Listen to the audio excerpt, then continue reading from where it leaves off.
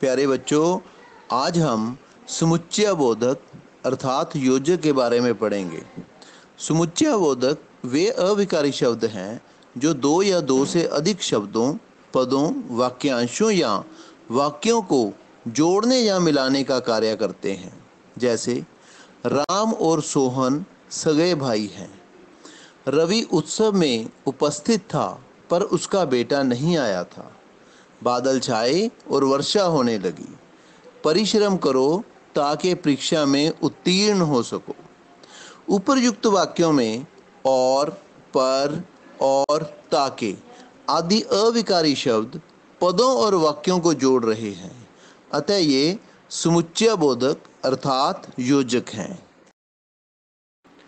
समुच्चयबोधक मुख्य रूप से दो प्रकार के होते हैं: समानाधिकरण समुच्चयबोधक, व्यधिकरण समुच्चयबोधक। समानाधिकरण समुच्चयबोधक: जो समुच्चयबोधक दो या दो से अधिक समान स्तर वाले शब्दों, पदों, वाक्यांशों या वाक्यों को जोड़ते या मिलाते हैं, उन्हें समानाधिकरण समुच्चयबोधक कहते हैं। जैसे सरोज एवं शोभा सगी बहनें हैं। मैं झूठ बोलता हूँ और तुम सच बोलते हो। राम ने भरत को बहुत समझाया पर वह ना माना। इन वाक्यों में एवं और पर यह सभी समानाधिकरण समुच्चयबोधक के उदाहरण हैं।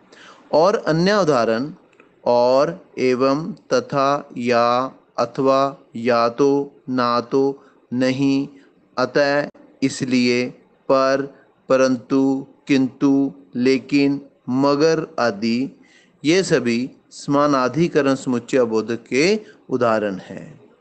समानाधिकरण समुच्चयबोधक को प्रयोग के आधार पर 4 वर्गों में विभाजित किया गया है। पहला वर्ग है संयोजक। जो समुच्चयबोधक दो या दो से अधिक पदों, वाक्यांशों या वाक्यों को जोड़ें या मिलाएं, वे संयोजक कहलाते हैं। जैसे दूध और चीनी लाना, श्याम आया और मोहन गया।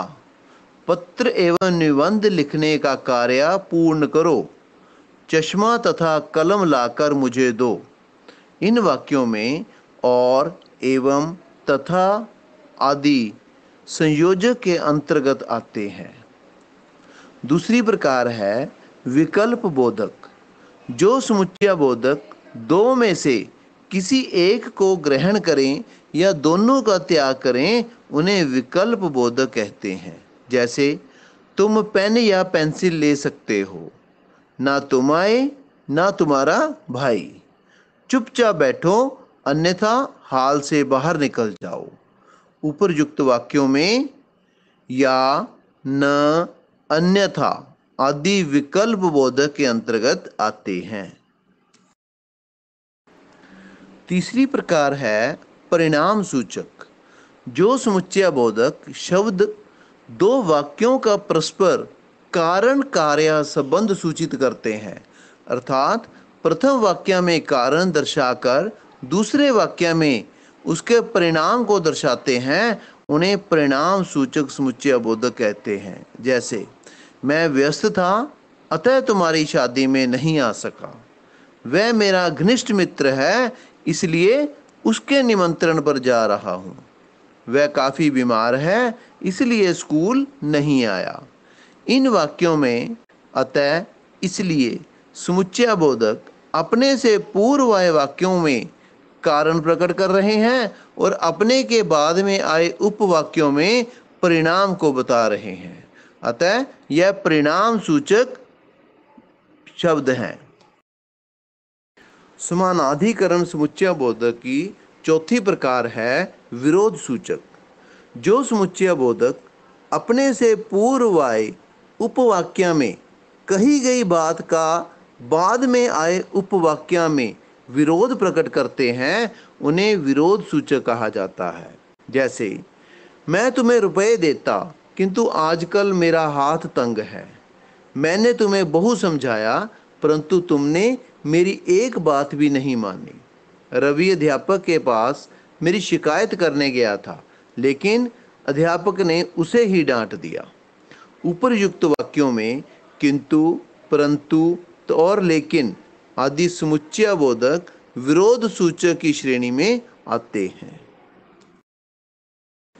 समुच्चयबोधक का दूसरा भेद व्यधिकरण समुच्चयबोधक है। व्यधिकरण समुच्चयबोधक वे अविकारी शब्द हैं जो एक या एक से अधिक आश्रित वाक्य को प्रधान वाक्य से मिलाते हैं। जैसे अध्यापक ने बताया कि पृथ्वी गोल है। मैं आपके यहाँ उत्सव में नहीं आ सका क्योंकि मैं बीमार था। उपरयुक्त वाक्यों में के, क्योंकि शब्द प्रारंभ में आए हुए प्रधान वाक्यों अध्यापक ने बताया, मैं आपके यहाँ उत्सव में नहीं आ सका के साथ क्रमशः आश्रित वाक्यों पृथ्वी गोल है और मैं बीमार था को जोड़ रहे हैं। अतः ये अविकारी शब्द व्यधिकरण समुच्चयबोधक कहलाएंगे। व्यधिकरण समुच्चयबोधक के 4 उपभेद हैं।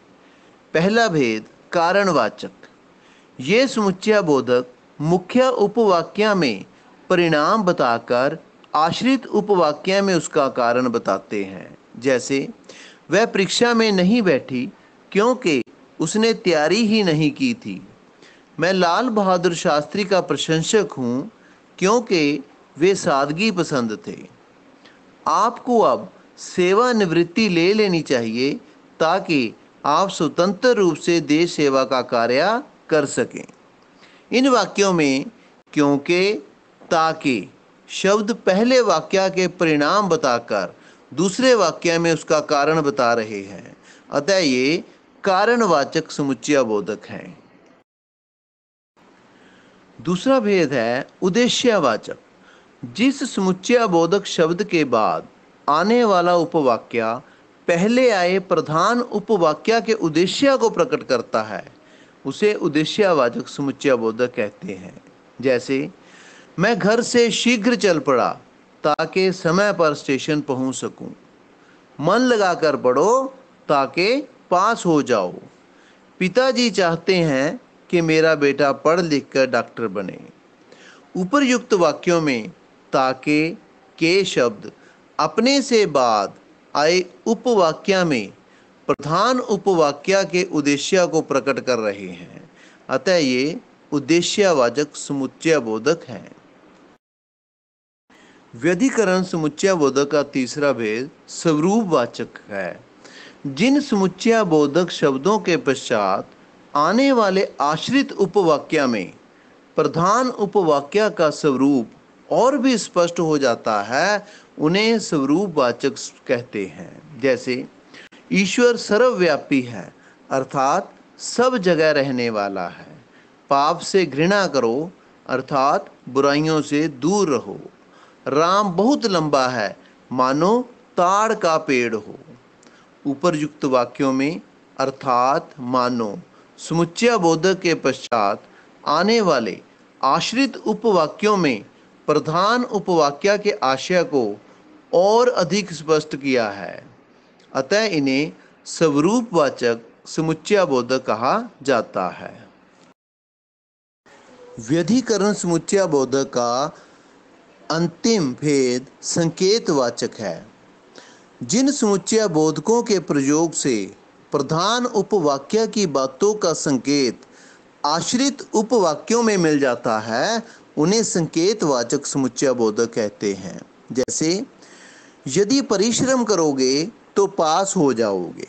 जैसा राजा वैसी प्रजा। यद्यपि वह गरीब है फिर भी ईमानदार है। यदि जीवन में सुखी होना चाहते हो तो कर्म करना सीख लो। इन वाक्यों में यदि, तो, जैसा वैसा, यद्यपि, फिर भी, यदि तो आदि संकेतवाचक समुच्चयबोधक हैं। प्यारे बच्चों, अगर आपको यह वीडियो अच्छी लगी हो तो कृपया मेरे चैनल को लाइक, शेयर और सब्सक्राइब जरूर करें और घंटी का बटन दबाएं ताकि अगली वीडियो का नोटिफिकेशन आपको आसानी से मिल सके। धन्यवाद।